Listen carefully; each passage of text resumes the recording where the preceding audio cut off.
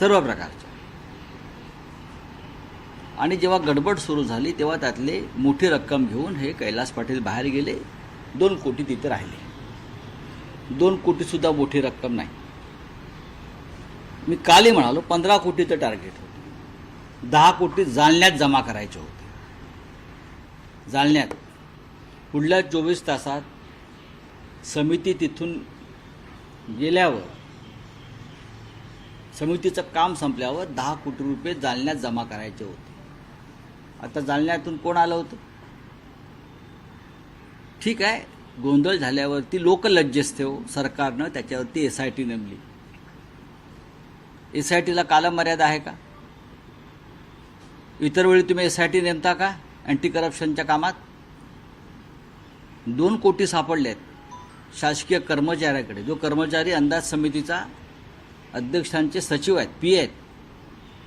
खोतकर मंत्री असतानाही हे महाशय त्यांच्याबरोबरच होते. म्हणजे पैसे कोणासाठी जमा केले जात होते आणि कोण देत होतं आणि का देत होतं. आजच्या सामनामध्ये अंदाज समितीचं कार्य दिलं आहे. हे कार्य काय आहे हे जर समजून घेतलं तर अंदाज समितीच्या अध्यक्षांकडे पैसे कशा प्रकारे गोळा होत होते, आतापर्यंत किती बैठका झाल्या, हे महाशय अंदाज समितीचे अध्यक्ष झाल्यावर किती बैठका झाल्या, कोणत्या कोणत्या जिल्ह्यात गेले, तिथे काय जमा झालं, या सगळ्याची चौकशी कालमर्यादेत होणं गरजेचं आहे. आणि पुरावे नष्ट केले जातील, धमक्या दिल्या जातील एकनाथ शिंदेंकडून आणि अंदाज समितीच्या अध्यक्षाकडून. पुरावे नष्ट केले जातील आणि पुरावे नष्ट करण्यासाठी मदत केली जाईल शासकीय अधिकाऱ्यांकडून. देवेंद्र फडणवीस यांनी SIT स्थापन केली, त्यापेक्षा ताबडतोब गुन्हा दाखल केला असता आणि त्या PAला ताब्यात घेतलं असतं आणि ही केस EDकडे वर्ग केली असती गुन्हा दाखल करून, तर आम्हाला आनंद झाला असता.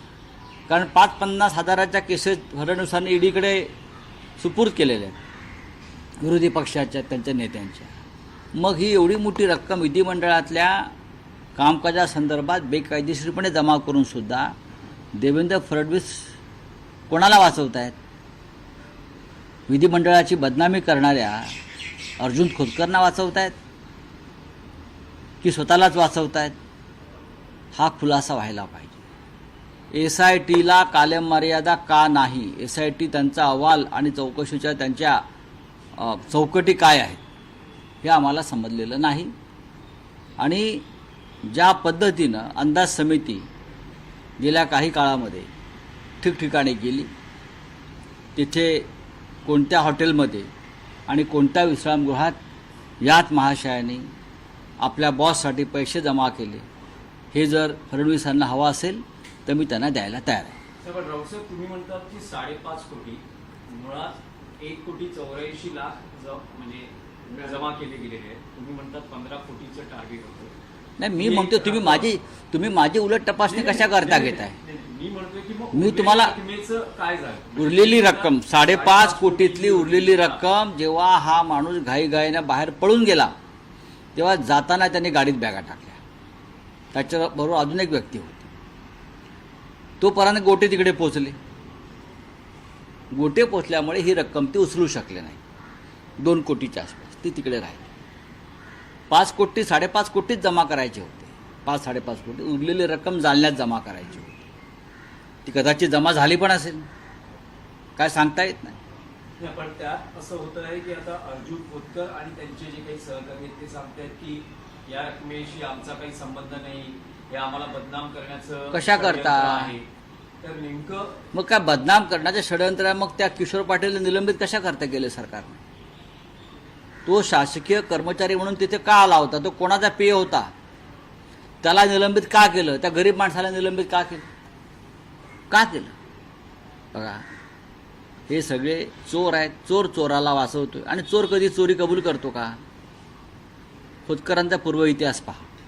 वैष्णवी हगमने आत्महत्या केली, त्याच्यानंतर त्या सासरा आणि मुलगा 7 दिवसानंतर अटक केली. मोठी सून असं म्हणते की आम्ही वारंवार तक्रारी केल्या, मात्र नाही. बघा, महाराष्ट्रातलं पोलीस खातं महाराष्ट्रातलं पोलीस खातं हे प्रत्येक चौकी असेल, पोलीस स्टेशन असेल, हे राजकारण्यांच्या दबावाखालीच काम करत आहे.